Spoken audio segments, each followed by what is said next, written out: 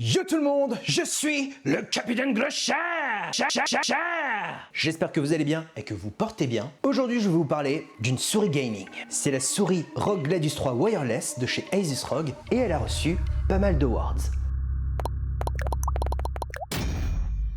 Maintenant, entre nous, quand on voit autant de récompenses, est-ce que ça veut dire que c'est la souris ultime? Eh bien non.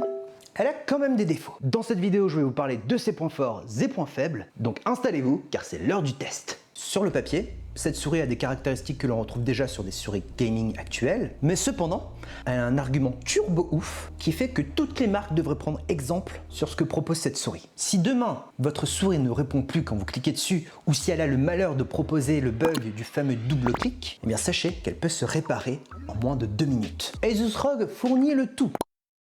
À l'intérieur, il y a une pince, 2 switches de rechange, mais pas de tournevis. Pour la réparer, c'est très simple. Il suffit de retirer le capot, on retire ensuite le switch défectueux qui nous empêche de profiter de nos jeux vidéo préférés, et on y place le nouveau switch. Il n'y a pas besoin de forcer, c'est hyper fluide et c'est à la portée de tous. Par défaut, la souris est équipée de 2 switches ROG, et si demain elle pète, vous pouvez les remplacer directement avec les switches Home Run. Il n'y a pas vraiment de différence au niveau des perfs ou de la durée de vie, c'est vraiment littéralement la même chose, si ce n'est qu'il n'y a pas la marque ROG par-dessus. Et ce qui est ouf, c'est que ce genre de switch, tu les payes que 9 € sur Amazon.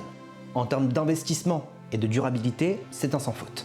Enfin, presque. Je dis ça parce que malheureusement, les boutons qui sont situés sur le côté, ils ne sont pas remplaçables. Après, c'est sûr qu'ils sont peu sollicités par rapport au clic gauche et droite, mais quand même, ça m'embête un petit peu. Et si je devais chipoter, j'aurais préféré un autre système que le système à vis pour ouvrir le capot de la souris. Genre un bouton à presser ou alors un truc à glisser. Mais bon, je chipote, mais en même temps, ça peut faire la différence. Au niveau de la connectivité, la souris peut fonctionner en mode filaire, Bluetooth ou alors en Wi-Fi 2.4 GHz. Personnellement, je vous conseille pour le gaming de l'utiliser en mode Wi-Fi, donc en 2,4 GHz, parce que le mode Bluetooth, c'est pas très connu pour être réactif dans les jeux vidéo. Cependant, c'est compatible avec iOS ou alors Android ou tout autre appareil qui peuvent fonctionner avec le Bluetooth et une souris.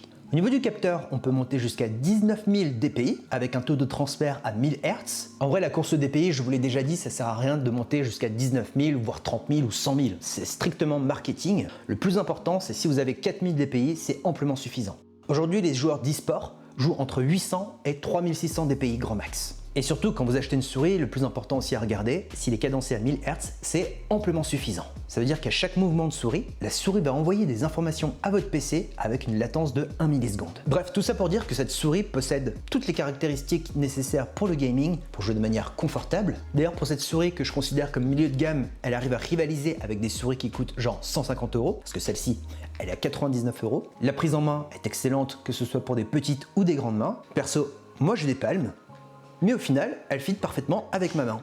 La glisse de la souris est nickel, et ROG fournit même des patins de rechange. Elle est plutôt légère et agréable au toucher. Au niveau de la construction, malgré sa légèreté, elle reste solide. Au niveau du design, c'est vraiment propre à Asus ROG, avec une petite touche de LED RGB au niveau du logo, de la molette et sur le côté sur lequel on peut voir des petites inscriptions très sympas. Encore une fois, ce sont des petits détails, mais qui font plaisir. Tout est pilotable depuis l'application Armoury Crate, que ce soit le nombre de dpi, sa fréquence. On peut même calibrer la souris par rapport à la texture du tapis. Et bien entendu, si vous avez d'autres périphériques ROG, vous pourrez les synchroniser directement avec l'éclairage RGB et le système Aura Sync.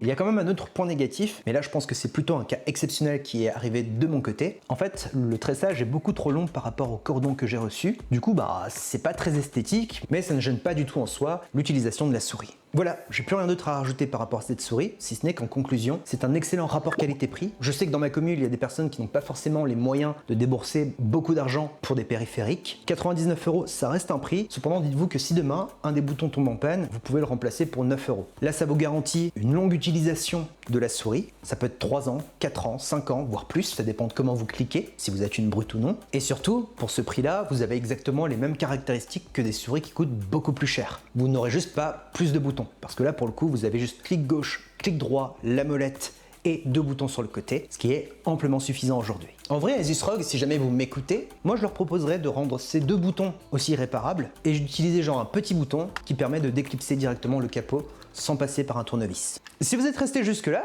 bravo, parce que cette souris est à gagner sur mon compte Twitter. Je vous ai mis dans la description toutes les informations nécessaires. Si jamais vous avez des questions techniques ou autres par rapport à cette souris, n'hésitez pas à me le faire savoir en commentaire. Vous retrouverez également les liens pouvoir vous procurer les switches en cas de panne, mais aussi le lien pour acheter la souris si jamais ça vous intéresse. Sur ce, je vous dis à très bientôt, portez-vous bien, c'était le Captain Gros Chat, bisous!